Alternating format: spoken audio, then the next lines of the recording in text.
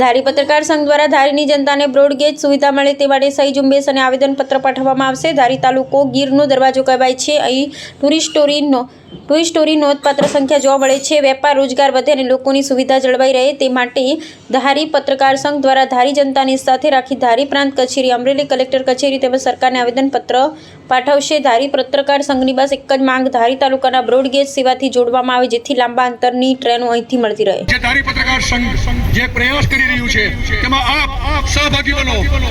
ખાસ કરીને તમારી સહીની જરૂર છે।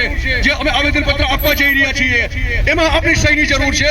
અમારો એક અવાજ જેને બુલંદ બનાવવા માટે આપ પણ સહભાગી બનો।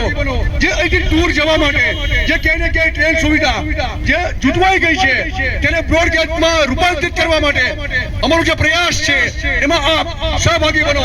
આ કોઈ આંદોલન નથી, આ કોઈ રાજકીય કોઈ વાત નથી, આ એક જનતાની જે સુવિધા છે એની માગણી થઈ રહી છે અને અમારો જે પ્રયાસ છે એમાં ક્યાંય ને ક્યાંય આપ પણ સહભાગી બનો।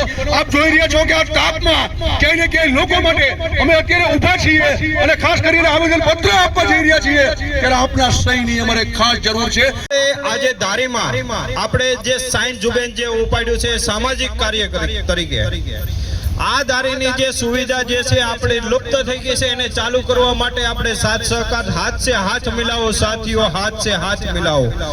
आज नहीं हम हाथ से हाथ मिलाएंगे। बोर्ड के सुविधा जनकी रेलू धारी चलला અને વિસાવદર છે આપણે સારી સુવિધા સરકારની પાસે હક માંગીએ છીએ કે ધારી શહેરને જે વંચિત રાખવામાં આવેલ છે, ધારી શહેરની સાથે જે અન્યાય કરવામાં આવેલો છે ત્યારે મિશન બોર્ડ કે સુવિધામાં માટે આપ સૌની એક સહી સરકાર સુધી આપણી માંગણી યોગ્ય